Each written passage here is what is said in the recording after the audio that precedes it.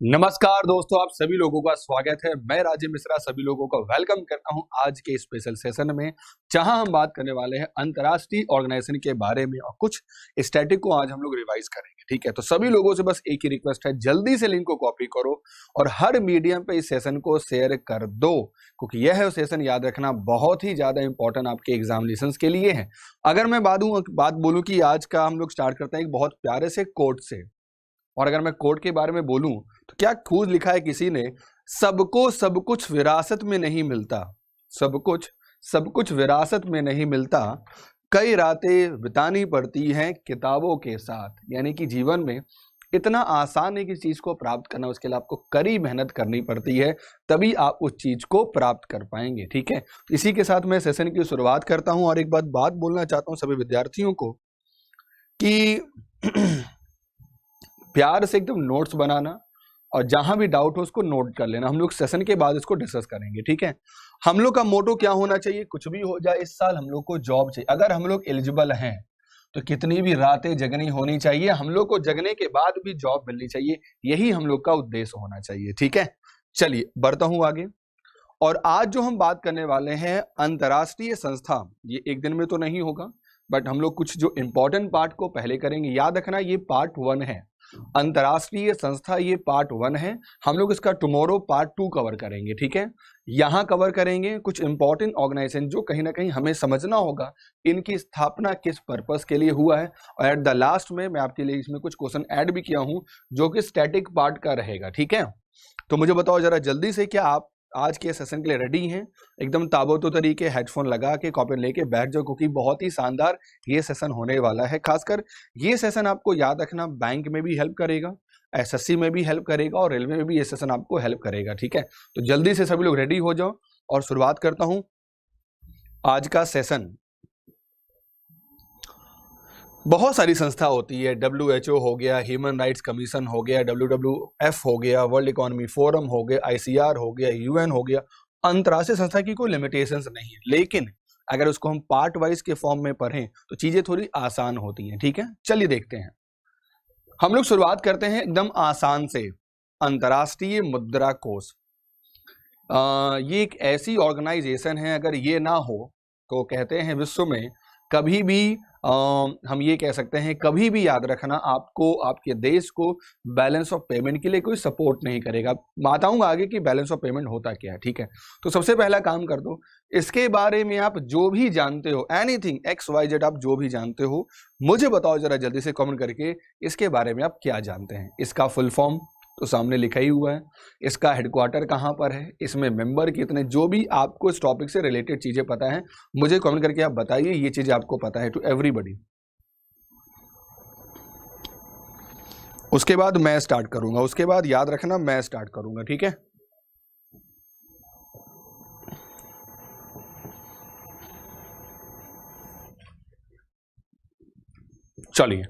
चलो स्टार्ट करते हैं और देखते हैं कि क्या क्या चीजें हम लोग कवर कर पाएंगे। ठीक है, to everybody this is very important session, to all the members, जहां तक हो जाए इस सेशन को एकदम शेयर कर दो, लोगों तक बता दो कि क्लास स्टार्ट हो चुकी है दोस्तों। ठीक है, चलिए एक एक करके पहले देखते हैं कि जो अभी मैं सामने आपको बता रहा हूं आपको याद है कि नहीं। बस आप इसको देखना एकदम ताबड़तोड़ तरीके से, मजा ना आ जाए जो पैसा वापस। ठीक है, गारंटी।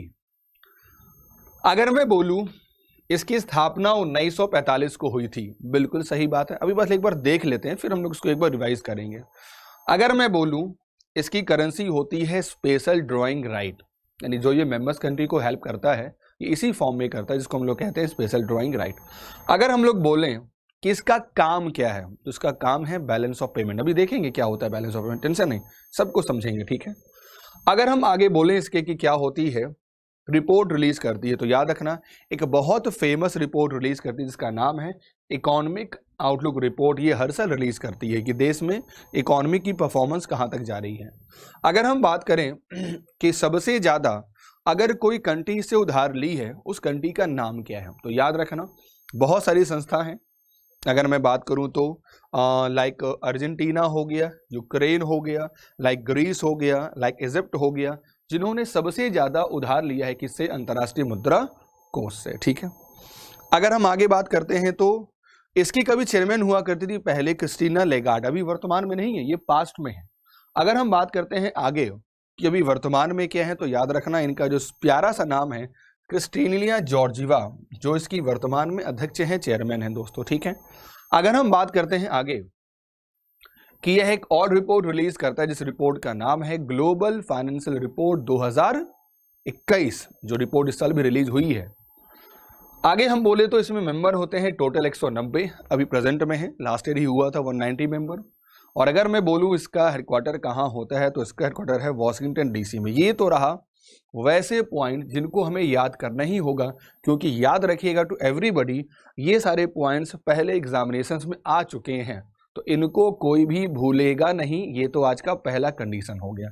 अब थोड़ा सा समझ लेते हैं एक एक करके। अगर मैं बोलूं सबसे पहले कि ये जो लेगार्ड साहब हैं, ये पास्ट में हैं। ये कहां पर है याद रखना, ये पास्ट में बनी थी, अभी नहीं है। पास्ट मतलब पहले थी। और अगर मैं बोलूं कि अभी कौन है, तो हम कहेंगे अभी ये वर्तमान में है लेगार्ड साहब। अगर मैं बोलूं स्थापना, तो यानी कि याद रखना ये बना था 1945 में। और जब भी ये मेंबर्स की हेल्प करता है, तो एक बार जरूर याद रखना आप सभी विद्यार्थी, जो बहुत इंपॉर्टेंट है, ये इस फॉर्म में हेल्प करता है। देखेंगे आगे इसमें कौन कौन सी करेंसी होती है। और याद रखना इसको हम लोग आर्टिफिशियल करेंसी भी कहते हैं। याद रखना इसको हम लोग आर्टिफिशियल करेंसी भी कहते हैं। याद रखना एसडीआर को। कभी कभी अगर कोई पूछता है कि बताओ कौन सी करेंसी को हम लोग आर्टिफिशियल करेंसी कहते हैं, तो याद रखना उसका नाम है दोस्तों एसडीआर। उसका नाम दोस्तों क्या है, एसडीआर। आगे भी मैं बताऊंगा कि बीओपी होता क्या। एक्चुअली क्या होता है, एक आयात होता है बेटा, जब हम कुछ मंगवाते हैं तो पैसा देते हैं। और याद रखना एक निर्यात होता है, जब हम कुछ भेजते हैं तो पैसा हमारे पास आता है। तो याद रखना आयात निर्यात को सपोर्ट करने के लिए यह सपोर्ट करता है, इन द नेम ऑफ पैसे से सपोर्ट करता है। बीओपी कहते हैं उसको, बैलेंस ऑफ पेमेंट। अभी आगे देखेंगे डिफिनेशन।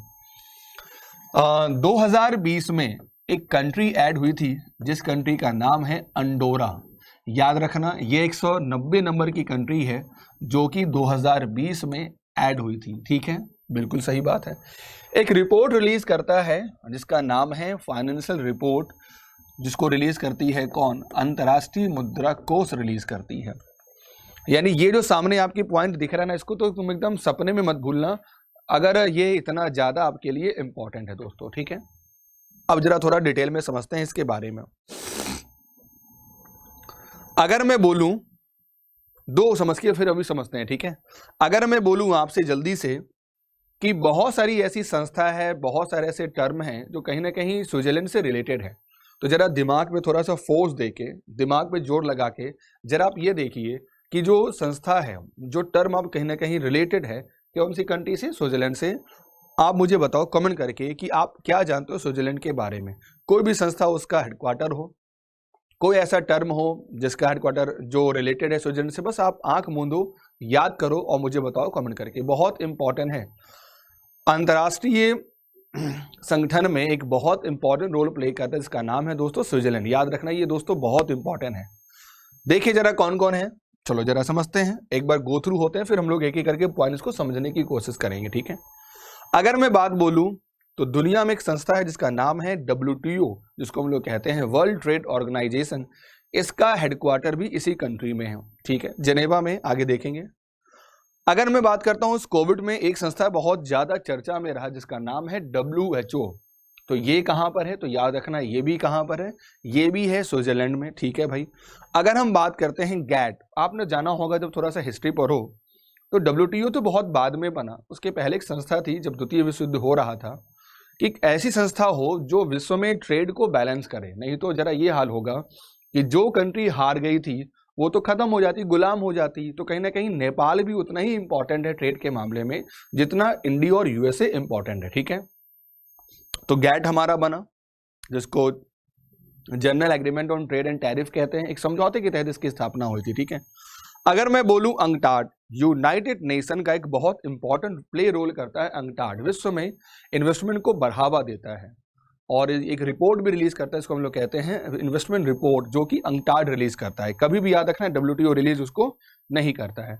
अगर मैं बोलूं कि वर्ल्ड इंटेलेक्चुअल प्रॉपर्टी ऑर्गेनाइजेशन, जैसे कोविड का पेटेंट हो गया तो इसको हम लोग कहते हैं इंटेलेक्चुअल प्रॉपर्टी, है ना, तो इसकी जो संस्था है वो भी कहां पर हेड ऑफिस है, तो याद रखना स्विट्जरलैंड में है दोस्तों।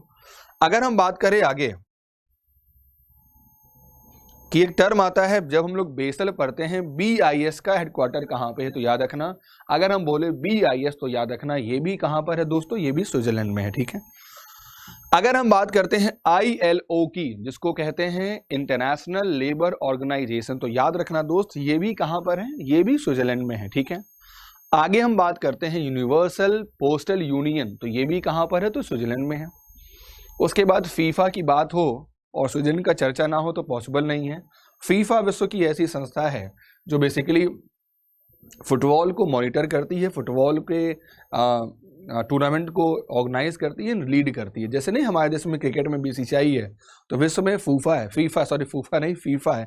और याद रखना ये बहुत अमीर ग्रुप है, ये बहुत अमीर संस्था है दोस्तों, ठीक है। और एट द लास्ट अगर मैं बोलूं तो बेसल को तो हम लोग भूल ही नहीं पाएंगे अगर मैं बात करता हूं इस कंट्री के बात में, ठीक है।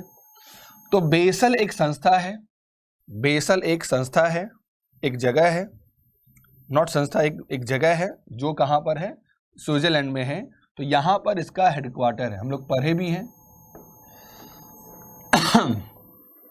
WTO की बात करते हैं, इसमें 164 मेंबर है और ये कहां पर है, तो याद रखना यह जेनेवा में है दोस्तों, ठीक है।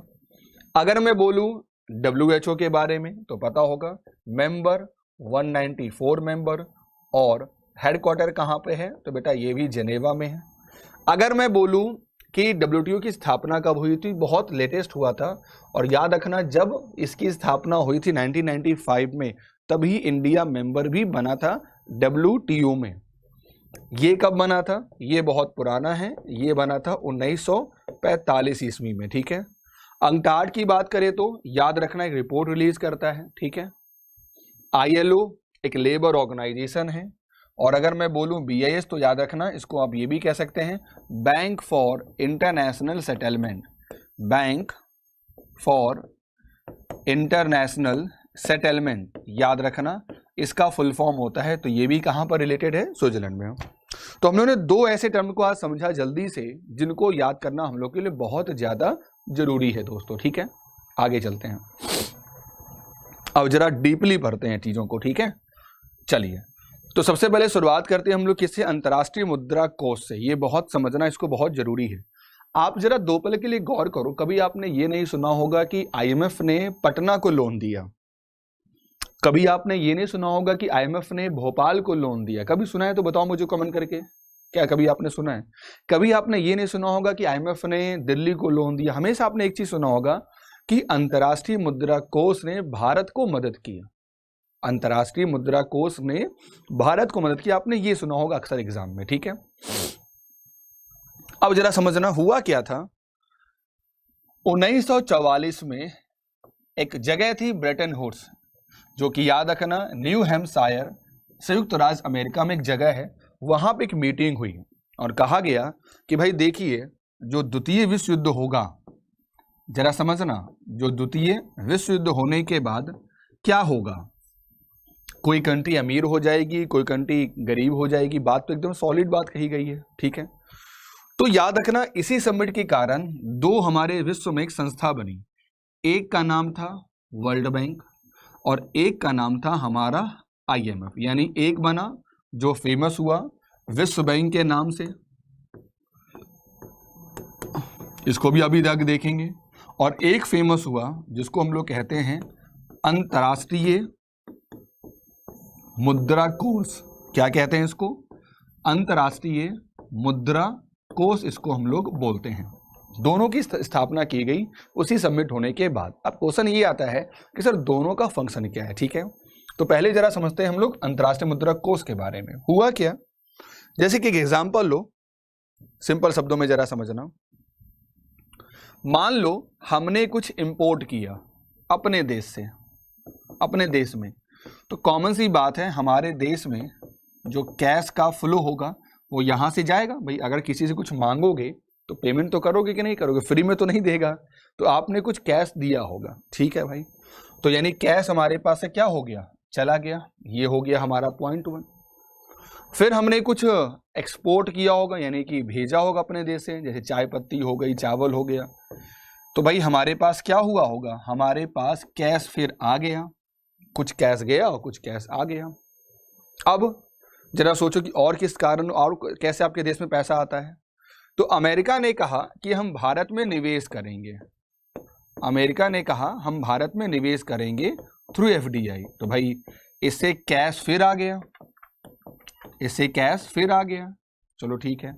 उसी प्रकार यूएसए ने कहा कि हम थोड़ा इंडिया को कोविड के लिए पैसा देंगे, उसके बाद और भी संस्थान में पैसा देने की बात, यानी कहीं ना कहीं एक बात गौर करने में लग रहा होगा, कैश आ भी रहा है, कैश जा भी रहा है, कैश आ भी रहा है, कैश जा रहा है।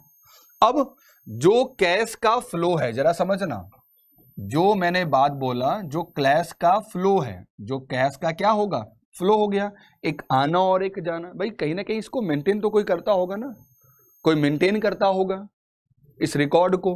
तो इसी कैश के फ्लो के सिस्टम को, इस रिकॉर्ड को जो मेंटेन करता है, याद रखना, तो जो मेंटेन किया जाता है उस प्रोसेस को ही याद रखना हम लोग बैलेंस ऑफ पेमेंट कहते हैं। क्या कहते हैं इसको हम लोग, बैलेंस ऑफ पेमेंट, हम लोग उस प्रोसेस को ही कहते हैं। यानी कि जब किसी देश में टोटल कैश के इनफ्लो को और टोटल कैश के आउटफ्लो को मेंटेन करना जाता है, मेंटेन किया जाता है, तो याद रखना इसे हम लोग कहते हैं कैश फ्लो स्टेटमेंट। इसे हम लोग क्या कहते हैं, कैश फ्लो स्टेटमेंट, जो कहीं ना कहीं बहुत ज्यादा इंपॉर्टेंट पार्ट है, ठीक है। यानी हमारे देश में कितना कैश आया, कितना कैश गया, बस उसके रिकॉर्ड को मेंटेन करने की बात कही जाती है, ठीक है। अब ये क्वेश्चन है कि भाई मान लो कम और ज्यादा होगा तो सपोर्ट कौन करेगा, अच्छा क्वेश्चन है। तो याद रखना इसी को पूरा करने के लिए जो अंतर्राष्ट्रीय मुद्रा कोष है ये सपोर्ट करती है एसडीआर के फॉर्म में, जिसको कहते हैं क्या, स्पेशल, क्या कहते हैं, स्पेशल, याद रखिएगा, ड्राइंग और राइट कहते हैं, क्या कहते हैं, स्पेशल ड्राइंग राइट, हम लोग याद रखना इसी को कहते हैं। दिस इज कॉल्ड, शॉर्ट में क्या कहेंगे इसको हम लोग, इसको हम लोग शॉर्ट में कहेंगे एसडीआर कहेंगे। क्या कहेंगे दोस्तों, इसको हम लोग कहेंगे एसडीआर।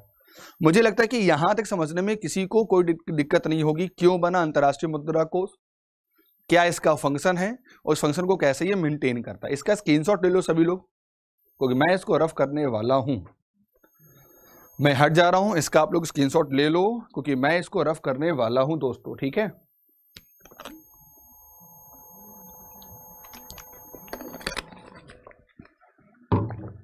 चलिए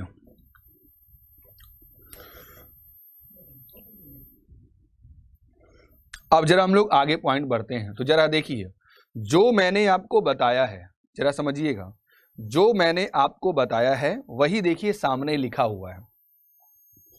हेडक्वार्टर वॉशिंगटन डीसी में, मेन काम क्या है, maintain balance of payment. Currency कौन यूज करती है, तो एसडीआर, जिसको हम लोग क्या कहते हैं, स्पेशल ड्राइंग राइट कहते हैं। मेंबर यहां गलत कर लिया, ऐड नहीं है, मेंबर यहां 190 कर लो। जुलाई 44 में इसकी स्थापना हुई और ये एक्टिव हो गया 45 में। जो मैंने पीछे बोला वो यहीं पर लिखा हुआ है, ठीक है। आगे चलते हैं। अब जो मैंने अभी बोला कि परिभाषा क्या हो सकती है, तो देखो परिभाषा यही हो सकती है, record of all economic transaction between country and rest of the world is knowing balance of payment. यानी कि विश्व में हम जो भी ट्रांजैक्शन करते हैं उसके रिकॉर्ड को जो मेंटेन किया जाता है हम उसे ही कहते हैं बैलेंस ऑफ पेमेंट। बिल्कुल सही बात है। चलो आगे देख ले जरा, ये जो आईएमएफ सपोर्ट करती है ना भाई, इंडिया को अगर सपोर्ट करेगी एसडीआर के फॉर्म में, कोटे के फॉर्म में, तो कुछ करेंसी तो देगी। तो करेंसी जो आईएमएफ यूज करती है उसमें क्या क्या होता है ये बड़ा समझना जरूरी है, ठीक है। एक बार जरा देखना, जरा विजिबल दिख रहा है सब बच्चों को, ठीक है।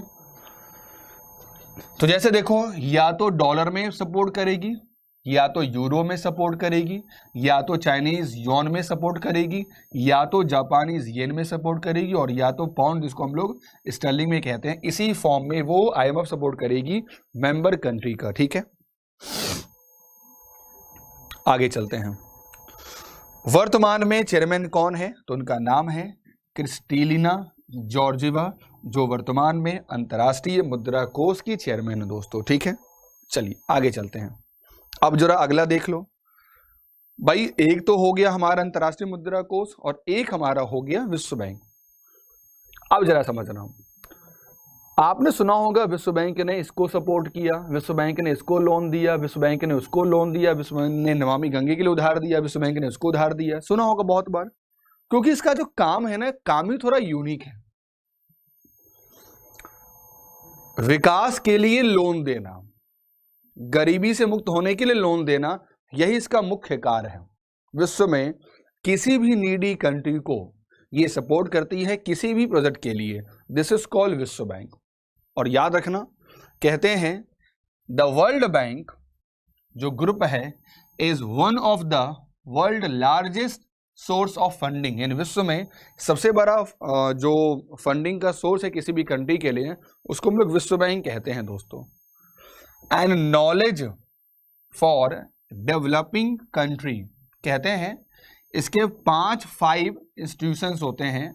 And share a commitment to reducing, विश्व में गरीबी को कम करना और जो प्रोस्पेरिटी को क्या करना, बढ़ाना, यही इसकी जिम्मेदारी है। ठीक है, विश्व बैंक समूह विकासशील देशों के लिए धन और ज्ञान के दुनिया के सबसे बड़े स्रोतों में से एक माना जाता है। ठीक है, अब मैं अब जो चाहता हूं कि मैंने भी यहाँ ना इसके 5 विंडो हैं, 5 हेल्पिंग हैंड्स हैं, तो मुझे जरा कमेंट करके बताओ कि इनमें से 5 में से किनका नाम आप जानते हो। जिनको आप जानते हो मुझे लिख के बताओ, इन 5 में से किनको आप जानते हो। टू एवरीबॉडी बताओ मुझे जरा जल्दी से।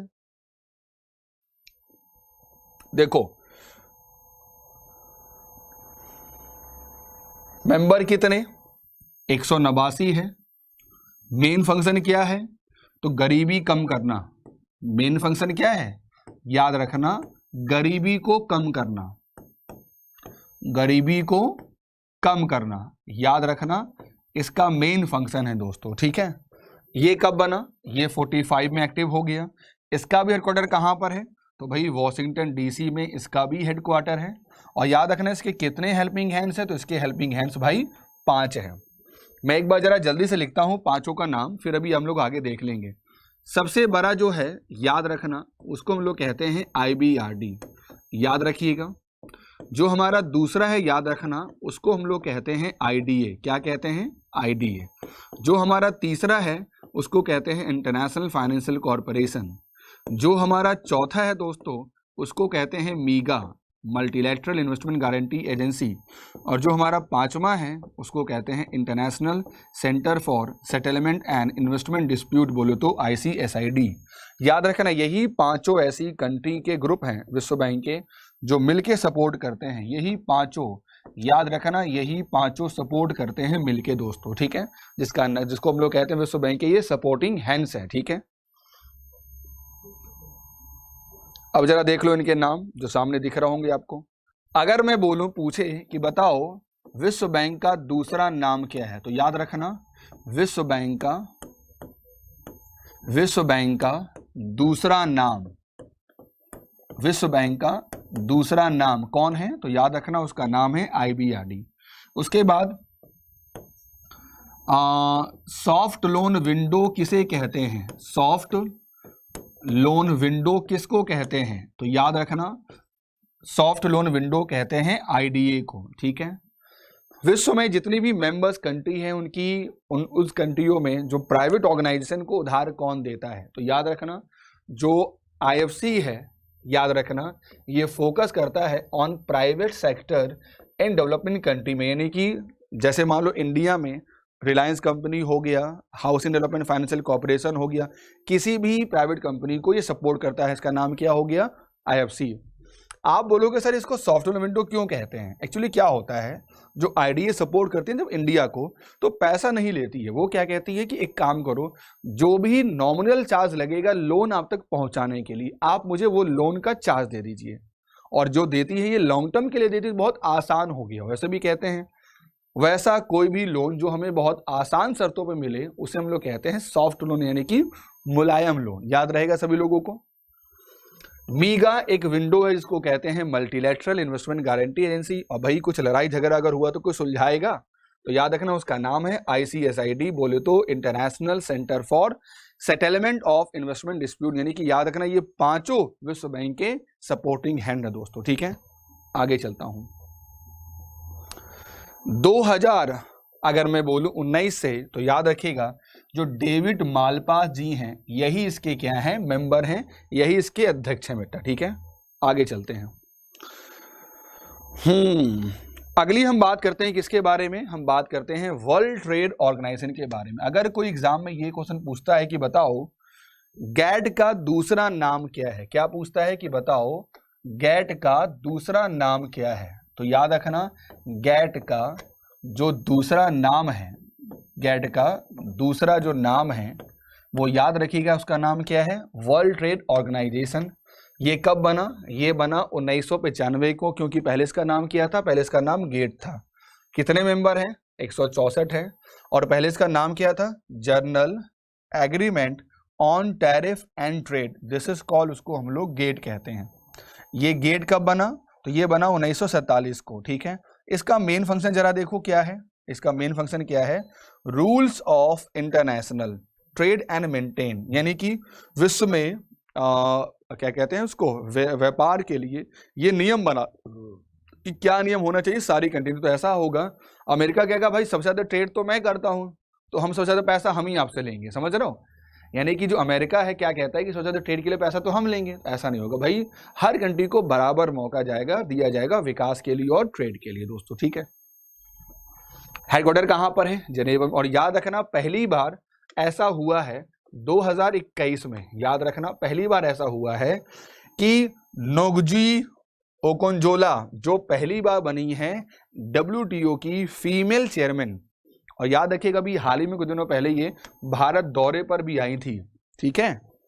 नाइजीरिया की हैं, कहाँ की हैं ये, नाइजीरिया की हैं, पहली फीमेल अध्यक्ष हमारी कौन सी, WTO की, ठीक है। चलो आगे चलते हैं। भाई कैसे हम लोग ADB को भूल जाएं, अगर ADB ना होता तो जो हमारी एशियन कंट्री है ना वो स्ट्रांग नहीं होती, तो कहीं ना कहीं याद रखना ये बहुत इंपॉर्टेंट है हम सभी लोगों के लिए, ठीक है। चलिए जरा देखें क्या है।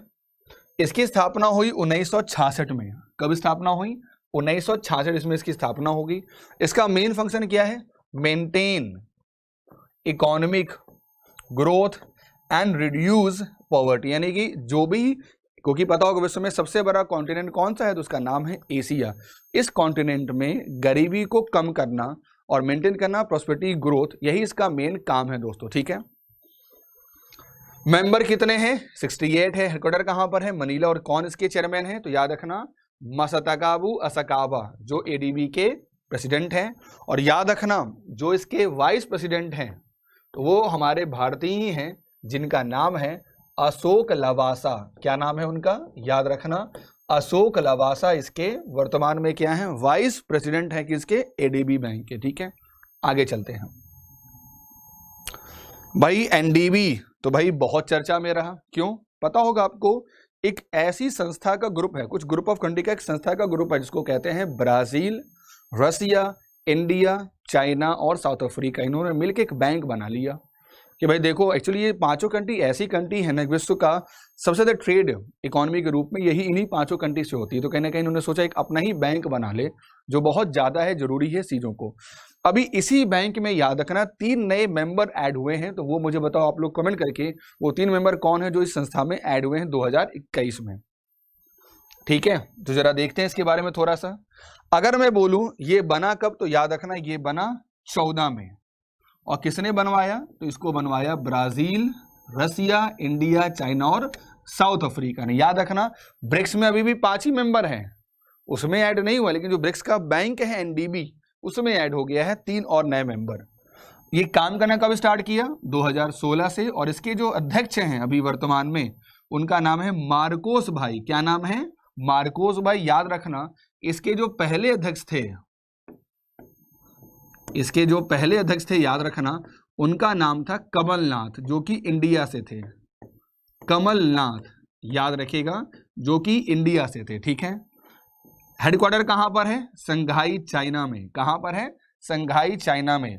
मेंबर कितने हैं, ब्रिक्स ने बनाया, और जब ये बना था ना तो याद रखना सभी कंट्रियों ने दिया था इसको कैपिटल $20 बिलियन स्टार्टिंग में हर मेंबर ने दिया था। तो जरा सोचो इसके स्टार्टिंग की पूंजी कितनी हो गई होगी, $100 billion is the right answer. ठीक है, तो याद रखना एक हमारा उरुग्वे, एक हमारा बांग्लादेश और एक हमारा यूएई, ये तीनों इसमें ऐड हुए हैं। याद रखना तीनों नए मेंबर हैं एनडीबी में। चलिए अगर हम बात करें जायर बोल्सोनारो, जो कि याद रखना राष्ट्रपति हैं, कहां के राष्ट्रपति हैं, तो याद रखना यह ब्राजील के हैं। कहां के, ब्राजील के। अगर हम बात बोलें व्लादिमीर पुतिन, ये कहां के हैं, तो याद रखना ये रसिया के हैं। ये कहां के हैं, ये रसिया के हैं। नरेंद्र भाई मोदी जो हैं ये इंडिया के हैं। ठीक है भाई, जो साउथ अफ्रीका के हैं उनका नाम है सिरियल रामफोसा, जो कि साउथ अफ्रीका के हैं। और जी जिनपिंग भाई कहाँ के हैं, तो भाई ये चाइना के हैं। ये तो सभी लोगों को याद होगा। ठीक है, तो these are the detail related to the NDB. हम लोग ने आईएमएफ को देखा, हम लोग ने एडीबी को देखा, हम लोग ने विश्व बैंक को देखा, हम लोग ने इन चारों को अच्छे से समझ लिया, इसको हम लोग नहीं भूलेंगे। ठीक है, चलिए आगे चलते हैं। अब जरा देखो ध्यान से, कुछ सामने दिख रहा होगा आपको, और ये समझना आपको बहुत जरूरी है, क्योंकि इन सारी कंट्रियों की करेंसी और कैपिटल तो आपको याद होना ही चाहिए। एनी हाउ यह इतना ज्यादा इंपॉर्टेंट है दोस्तों। ठीक है, तो मुझे कमेंट करके आप बताओ इसमें से ऐसे कितने हैं, इसमें से ऐसे कितने हैं जिनके बारे में आप जानते हैं। टू एवरीबडी, याद रखना एक ग्रुप ऑफ नेशंस को हम लोग कहते हैं आसियान शिखर सम्मेलन का नाम सुना होगा, जो भी हाल ही में 18वां शिखर सम्मेलन हुआ है। ठीक है, तो याद रखना जो आसियान का शिखर सम्मेलन होता है ना, उसी का ये ग्रुप है। इसमें टोटल 10 मेंबर दिख रहे होंगे, इसमें भारत मेंबर नहीं है, इसमें भारत मेंबर नहीं है। जरा कोशिश करो किनका आप जानते हो कैपिटल या करेंसी, जो भी जानते हो मुझे बताओ कमेंट करके जरा जल्दी से।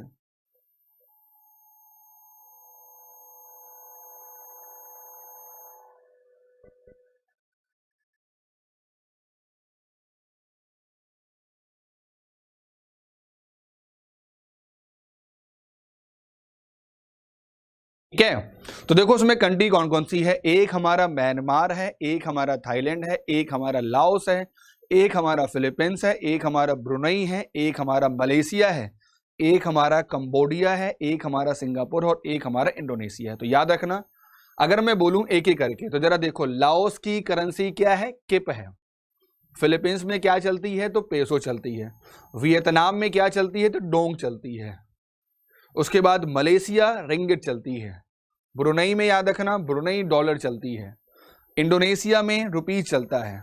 सिंगापुर याद रखना सिंगापुर में डॉलर चलता है, और कंबोडिया में रियल चलती है। म्यांमार याद रखना म्यांमार में क्या चलता है, क्या चलता है। अब जरा देखना इसमें से जो आपको याद नहीं है उनको जरूर याद करो, ये मेरा आपको सजेशन है। जैसे ये आपको याद नहीं होगा, जैसे आपको ये याद नहीं होगा, इसको याद करो।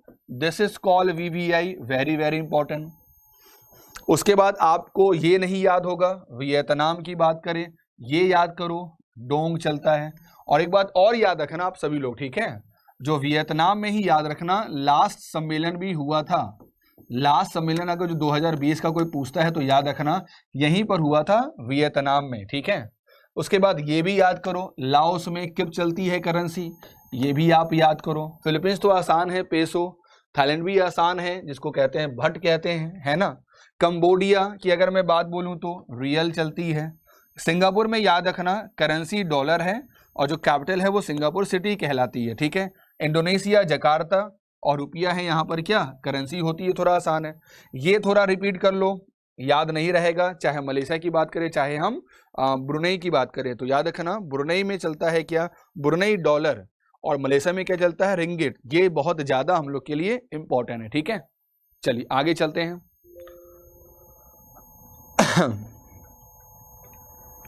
अब हम बात करते हैं इनकी कैपिटल के बारे में। ठीक है, चलो सबसे पहले म्यांमार नेपियादो, उसके बाद थाईलैंड बैंकॉक, देखने के बाद दिख रहा है ना सर। उसके बाद लाओस वियतनाम हनोई, बंडर सेरी बेगावन। मलेशिया की अगर बात करें तो कुआलालंपुर हो गया। उसके बाद इंडोनेशिया जकार्ता हो गया, उसके बाद सिंगापुर सिंगापुर सिटी हो गया, उसके बाद कंबोडिया नामपे हो गया। तो these are the very important जिनको हम लोग को याद करना होगा एनी हाउ। ये तो याद हो ही गया होगा सिंगापुर, ये जरूर याद करना, नाम पे ही कहते हैं, थोड़ा याद रखना, इसको हम लोग नाम पे ही कहते हैं, ठीक है, नाम पे ही कहते हैं। नेपिया दो म्यांमार की बात हो रही है। उसके बाद ये तो बहुत आसान है, याद होगा। लाओस थोड़ा याद कर लेना, वियतनाम कहते हैं, वियतनाम हनोई आसान है। उसके बाद फिलीपींस और याद करना, फिलीपींस का क्या होता है, मनीला। फिलीपींस का क्या होगा, मनीला। फिलीपींस का क्या होगा, मनीला। मलेशिया आसान है, कुआलालंपुर। इंडोनेशिया आसान है, जकार्ता। ठीक है, ये मतलब इतनी बार पढ़ लो ना कि आपको जवान में लटा रहे, कोई पूछे ना आप तुरंत बता दो। ये ऐसा करना आप लोगों को याद करके। This is called smart work, this is called smart work, this is called smart work. ठीक है, आगे चलते हैं। एट द लास्ट ये जरा देखिए हम लोग जल्दी से, इसको हम लोग क्या कहते हैं पता है, ये हमारे हैं सार्क नेशन। ये हमारा क्या है पता है, SAARC nation, South Association of Regional Cooperation कहते हैं, जिसमें याद रखना टोटल 8 मेंबर होते हैं। कितने मेंबर होते हैं इसमें, याद रखना टोटल 8 मेंबर होते हैं। सार्क की बात कर रहा हूं। और याद रखना 2016 के बाद कोई समिट नहीं हुआ है, क्योंकि अगर आपको याद होगा उरी पर हमला जो हुआ था 2016 में हुआ था, और इसी कारण से 2016 के बाद इंडिया ने पाकिस्तान के साथ कोई भी समझौता नहीं किया और कोई भी सम्मेलन में उसने पार्टिसिपेट नहीं किया। ये बहुत इंपॉर्टेंट आप लोगों के जानने। अब जरा देखो, मजा आएगा। इसमें आसान कौन सा है, इंडिया याद नहीं करो भूल जाओ, पाकिस्तान याद होगा भूल जाओ, बांग्लादेश याद होगा भूल जाओ, मुझे बताओ जरा, नेपाल याद होगा भूल जाओ, मुझे बताओ जरा जल्दी से, भूटान की करेंसी का नाम मुझे बताओ, अफगानिस्तान की करेंसी का नाम मुझे बताओ, मालदीव की करेंसी का नाम मुझे बताओ, और मुझे बताओ जरा जल्दी से श्रीलंका। इन चारों का मुझे बता दो कि करेंसी कौन सी चलती है। 4 आसान 4 कठिन, जरा मुझे बताओ चारों की करेंसी का नाम क्या है। ठीक है, अगर मैं बात करता हूं सबसे पहले अफगानिस्तान की, तो अफगानी हो गया। अगर उसके बारे में बात करता हूं नेपाल में रुपीस चलता है। भूटान में देखो थोड़ा मजेदार है, भूटान में भूटानीज नुगुलुट्रुम कहते हैं, उसको नुगुलुत्रुम कहते हैं। बांग्लादेश आसान है, टका, ढाका वहां की कैपिटल हो गई। श्रीलंका याद रखना रुपी चलती है, वहां पे 2 कैपिटल होती हैं। और अगर मैं बोलूं लास्ट में सबसे ज्यादा, तो याद रखना मालदीव में रुपया चलती है। ठीक है, चलो पाकिस्तान में पाकिस्तान रुपये चलती है। अब जरा कुछ क्वेश्चन हम लोग बना लेते हैं स्टैटिक का, जो मैंने आज आपको कराया है अंतरराष्ट्रीय ऑर्गेनाइजेशन। याद रखना ये पार्ट 1 है, इसका मैं पार्ट 2 भी लूंगा, बट जो मैंने कराया इकट्ठे कराऊंगा ना तो बहुत हैपेजर्ड हो जाएगा, थोड़ा उसको रिवाइज करिएगा टू एवरीबॉडी। ठीक है, चलो 2-3 क्वेश्चन देख लेते हैं जल्दी से। पहला क्वेश्चन बहुत आसान है जो पूछा गया रिजर्व बैंक ऑफ इंडिया 2017 के एग्जामिनेशन में, बताओ इसका आंसर क्या होगा। बहुत ही आसान क्वेश्चन, अभी हमने पीछे पढ़ाया है। इकोनॉमिक आउटलुक रिपोर्ट कौन सी संस्था रिलीज करती है, भाई अभी तो बताया कौन रिलीज करती है, तो इसका आंसर हमारा होगा अंतरराष्ट्रीय मुद्रा कोष। अगला क्वेश्चन जरा देखें। अगला क्वेश्चन पूछा गया है स्टेट बैंक ऑफ इंडिया के एग्जामिनेशन में, ऐसी कौन सी संस्था है जो वर्ल्ड डेवलपमेंट रिपोर्ट को रिलीज करती है, मुझे बताओ जरा जल्दी से इसका आंसर क्या होगा।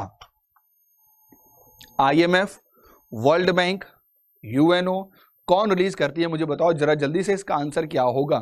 तो याद रखना ये रिपोर्ट करती है कौन, वर्ल्ड बैंक। ठीक है, अगला, भारत का पहला राष्ट्रीय उद्यान किस वर्ष स्थापित किया गया था। 1936 में, 1945 में, 1947 में, 1948 में। तो याद रखना ये इंपॉर्टेंट है, ये किया गया था 1936 में। कब किया गया था, 1936 में। इसका नाम जरा देख लीजिए, इसका नाम क्या है दोस्तों, तो याद रखना इंडिया का पहला राष्ट्रीय उद्यान जो नाम था जिसका हेली नेशनल पार्क, वो बन गया वर्तमान में जिम कॉर्बेट पार्क उत्तराखंड में, और उसका भी नाम चेंज हो गया, उसका हो गया रामगंगा। रामगंगा राष्ट्रीय उद्यान नामकरण चेंज हो चुका है। ठीक है, याद रखना टू एवरीबॉडी। और याद रखना यही वो जगह है जहां से प्रोजेक्ट टाइगर की शुरुआत हुई थी 1973 में। ठीक है, चलिए अगला बताओ, भारत का सबसे छोटा राष्ट्रीय उद्यान कौन सा है। तो याद रखना इसका आंसर हमारा होगा South Button Island National Park, जो भारत का सबसे छोटा राष्ट्रीय उद्यान है। और याद रखना अगर कोई पूछता है सबसे बड़ा, तो आंसर हमारा क्या होगा, हेमिस, सबसे बड़ा हो गया, और ये सबसे छोटा हो गया। ठीक है, उसके बाद जरा मुझे बताओ जल्दी से।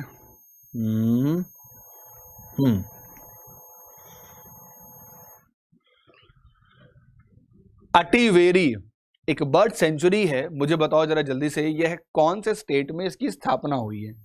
What is the name, what is the name of state जहां पर इसकी स्थापना हुई? तो याद रखना जो अटीवेरी है वो कर्नाटका में है, और याद रखना कर्नाटका में कुछ जरा फेमस है, जैसे देखो अटीवेरी हो गया, बोनल हो गया, गुदाई हो गई, कगलादू हो गया, मगधी हो गए, उसके बाद मंदगदे हो गए, तो दी ज्यादा, और लास्ट में हमारा है रंगनाथन। ये दी ज्यादा बर्ड सेंचुरी है जो कहाँ पे है? तो ये कर्नाटक में है। ठीक है, तो उम्मीद करता हूं जो चीजें मैंने आपको बताई हैं, वो चीजें क्लियर होंगी। एक बार जरूर याद रखना, आज का सेशन बहुत इंपॉर्टेंट है, इसको जरूर रिवाइज करिएगा टू एवरीबडी, और ऐसे ही सेशन में आपको लेके आता रहूंगा। याद रखना ये मैंने आज पार्ट 1 कराया है, टुमारो हो सकेगा तो मैं इसका पार्ट 2 कराऊंगा। ठीक है, तो जहां तक हो सके इस सेशन को पहुंचा लोगों तक बताओ। अंतर्राष्ट्रीय ऑर्गेनाइजेशन आसान है, इसे हम लोग एकदम आसान करेंगे। वैसे भी किसी ने कहा है कि जीए कभी भी बेवफा नहीं होती, ये हमेशा वफा करती, बस ये क्या कहती है कि थोड़ा सा हमारे पे समय दीजिए। ठीक है, तो सभी लोगों को शुभरात्रि, मिलता हूं टुमारो सवेरे 6 बजे, और हम लोग का नारा क्या होगा? #जागो इंडिया जागो। ठीक है, thank you, good night, bye bye, take care, thank you.